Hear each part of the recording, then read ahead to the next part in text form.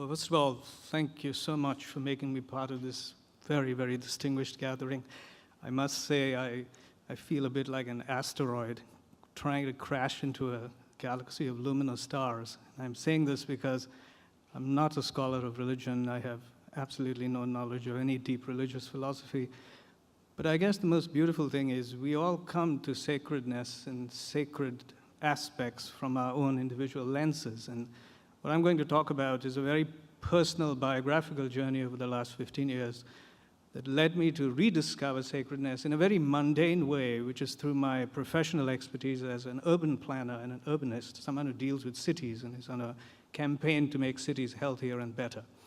So, I was born in a Hindu family in India, and the foundations of my cultural upbringing were really the rituals of Hinduism. And there were three aspects I encountered as I matured as a professional. The earliest one is the one to the bottom left, which is the prototypical image of thousands of gods. The second one was as I grew as a young architect, where it led me to discover the formalism of the spatial aspects of Hinduism in the form of the temple. But as it turned out to be, I was born in a very unique part of India called Goa, which was under the Portuguese for 400 years, from 1499 to 1967.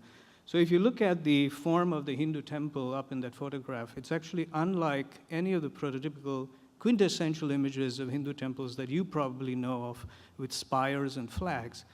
And what this is a Hindu temple in Goa, which is a unique precedent found only in Goan temples, which is really a 400-year evolution of an offspring. I like to call it a kind of a mongrel offspring that is born out of two cultures that collide into each other. So the Hindu temple in Goa is actually cruciform in plan. It actually has a nave and an apse-like space. It has a cross set of spaces, which is completely unlike any other temple in India. And then to top it all, the apse, or the sanctum, where the deity is actually expressed as a cylindrical form with a cylinder and a Renaissance lantern on top of it. And I don't have to tell you why this happened. This was the most beautiful marriage of Western culture with Hindu India, happened in Goa. So this temple is unique in the sense that it doesn't exist anywhere else in Europe. It doesn't exist anywhere else in India. It's only found in the territories where this amalgamation really took place. And then as I grew up, I became an urbanist and dedicated my profession to cities. And that's when I began to see a phenomenon that I had seen ever since I was a little boy, but it took me more than 2 decades to figure out the significance of what I was seeing, and that is this ubiquitous presence of wayside shrines. Now, next. These shrines, and this has led me to a 10-year-long study, and finally in 2013 I released a book, which is what you see here, and a lot of what I'm talking about today is findings from this book. Next. Next, please. So here's the thesis. This is one of the largest South Indian temples in India. This is the temple of Tiruvannamalai. It's called the Arunachaleshwara temple. It's one of the largest such temples in southern India. Now, when you look at this temple from a distance, at first glance, it appears to be a beautifully built at once complex. It's a campus. It's got geometrical proportions. It's got logics of how it relates to each other. It almost appears that some extremely sensible architect came together and really deliberated on the makings of this sacred complex in terms of program and form. But the fact of the matter is it's quite the opposite. Next. The fact is many of these temples grew anonymously and fortuitously. From anonymous beginnings that often happened as wayside shrines. If you dig into the ancient history of many of these places, they were not built at once complexes. They emerged as anonymous insignia that happened under a tree or in a forest, probably commemorating an anonymous sacredness by an anonymous entity. And through a consistent communal patronage, they grew, and they became habitats of small sizes, then big, and finally established themselves as places that are of such significance that now we take pilgrimages to them. So these shrines are important because this pattern of urbanism, going from a simple tree, a venerated tree, to a magnificent city that is solely present and sustained largely on the basis of sacred workings every day, is a primordial pattern that exists in India even today. And it continues to surprise me, and this is the point I want to argue, is how, at least in India, if not the global south, where much of these phenomena exist, conventional professionals do tend to evade these ideas. They do not tend to bring these discussions into the dialogue. So where I'm going with this is that sacredness, as seen through this phenomenon, is a very, very important urban catalyst. It influences urbanity, it influences urban life, and it can influence the makings of cities in ways we cannot imagine. And to evade it or to put it away as another side that is not part of mainstream dialogue is, I think, a fallacious argument. Next. So here's what happens. You basically have this phenomenon happening all over India, whether it's a remote spot in a village or it's a tree on the side of a street. You basically have a shrine under it. Now, the best way I would describe a shrine under a tree is like it's a pimple on the urban landscape. And I call it a pimple because I tell my students in my class, it's like a pimple on your face, because a pimple doesn't take your permission to be seen on your face the next morning. It's a stealthy entity that just arrives. And it's a fascinating comparison because you wake up in the morning and you have a pimple on your cheek. Now, you have three attitudes to it. I'll either hide it, I'll conceal it, I'll cut it off, or I just say I look much better with it. But the fact of the matter is you have an attitude to it. And I think it begins to spawn a number of thoughts about what kind of attitudes we have on these. But the fact of the matter is, from an American standpoint, this is illegal. So I just want to put that out there. This is an infraction on the public realm. If this happened in the United States, the municipality would take it out in 2 minutes because it's an illegal infraction on city property. And so in India, what's fascinating is because things are murkier, you have shrines under the trees. The shrines begin to grow into rudimentary temples. Nobody knows where this is coming from. It's almost like stealthy elements we find in the city. Finally, the tree dies, but the spot remains sacred. And as years pass by, this temple has already attracted commercial activity and has now become the beginnings of a microcosm that is now the beginnings of a habitus. Next. So you will find these shrines everywhere in the middle of all metropolitan contexts in India. This is in the heart of New Delhi, which is the capital of India, and in fact, right in the heart of the central business district of New Delhi. I documented this when I was writing the book at 5 a.m. in the morning. I stood there for about 2 hours and took a series of photographs. And from 5 to 7 in the morning, these are the activities that happen on this completely anonymous spot. There has been no architect that has designed this. This is a shack, for all practical purposes, that has emerged under a tree perceived to be sacred. And yet it has over 20 deities. And over the years, it now has a franchised priest. But it is illegal. It is not the land on which it sits. It's not owned by the entity. And yet, it is resilient enough that nobody has the courage to actually remove it. And what has happened is it has actually become a microcosm of the community, the heart and the center of the community, where they come together and celebrate all their neighborhood events. Next.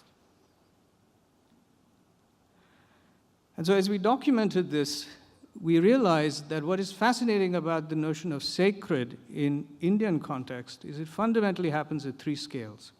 The first scale, which is the one to the top, is at the scale of an object. So you basically have a shrine or a temple, and you circumambulate around it, and you worship it as a particular sacred place. The second is there are parts where the shrine and the city combines to form a unanimous sacred entity. So there are places in India where the circumambulatory rituals are not around a shrine, but actually around the city, and the shrine are actually thought of as one entity because they've grown together from a single beginning. And the third, which is the most fascinating, is it's actually national, or what I would call regional, where you have a number of shrines that either belong to the same deity or are pilgrimage spots associated with common elements that become a route along the national geography that a pilgrim would take. So there are 3 scales of completely different experiences of sacredness, all of which eventually trace to these primordial beginnings that are fortuitous and accidental. Next. So if you go to a village, and there are thousands of these all over India, you find a temporal plebeian urbanism. This is not an urbanism that is managed by experts. This is not a program that has been defined by scholars. This is ordinary people coming together and manifesting sacredness in ways that are beautiful. But it's instinctive and it's passed on from generations to generations. This is my own village in Goa, my ancestral village. And every year in November, on a particular day prescribed by the lunar calendar, the villagers come together, as they've done for thousands of years and for many, many generations, and they bedeck a chariot for the deity, and the chariot is lifted next, and it is taken around the temple next, and you can see the drawing up there that shows the circumambulatory pattern next, and is lifted up the stairs, keep going, just keep going. It's danced into the temple, then around the temple, and you can see all the way through the early hours of the morning until 8 o'clock when it's broken and the parts are distributed to deities next. So what we ended up doing for the book is documenting the simple, clear idea of when you start with a shrine, what does it grow into? What are the places that are of so much consequence to us that we cannot afford to ignore them? And we recognize that there are a number of villages across India that have been born organically out of these patterns. They are different scales and sizes. Next. There are magnificent campuses, larger than University of Southern California, that are devoted entirely to sacred use, which preserve knowledge, preserve scriptural authority, but are largely devoted. Their commercial sustenance is largely through sacredness. Next. And particularly in the formal sense, this is most pronounced in South India. So this is a comparative study of 6 such campuses, all drawn at the same scale. And you can see that there are various sizes, but there's one consistent pattern. The deity, the temple, the sanctum, is always in the middle. And the pattern of growth of the temple is not axial, it's actually concentric. So with every generation, every spurt of commercial growth, it actually puts a wall around itself, almost like the wall of a mandala. And the mandala keeps growing until there are 7 lobes around the temple, which is the sacred mandala of Hinduism. And once it stops at the 7th wall, the entire city is complete. Next. And so if you begin to trace the evolution of one of the greatest such temples in India, many of you might have heard of this, the Meenakshi temple in Madurai, which looks like this. The evolution of the temple is what you see in these diagrams, which is in 1600 BC, I believe, BCE. It begins, there's a record of it, as a cowherd finds a little shrine under a tree, and that's that little red dot that you see. And over thousands of years, it grows into 2 shrines. The shrines come together. It becomes a campus. The campus begins to grow within itself. And eventually, it begins to become the center of an entire city, which is alive today in the best sense of the word. Next. Next. The most complete form of these towns is the town of Srirangam. Many of you might have heard of it. This is the complete mandala. So basically, what you see in these diagrams is the inner 4 lobes are the temple. The inner 4 walls, the inner 4 rectangles are the temple proper, and the outer 3 rectangles are the town, the city. The clergy lives closest to the temple, and as your functions related to the daily activities of the temple diminish, you live further and further from the temple. A very hierarchical system, but a very ancient tradition that preserves a formal pattern of religiosity manifested in public space. Next. And this is from the book, a comparison of various cities and towns that have emerged all over India, drawn at the same scale. And you can see the forms are very different, but they all are unified in the idea that they are primarily sustained for worship. Next. Which brings me to the city that continues to baffle me, continues to occupy me the most. I've been studying the city for almost a decade now.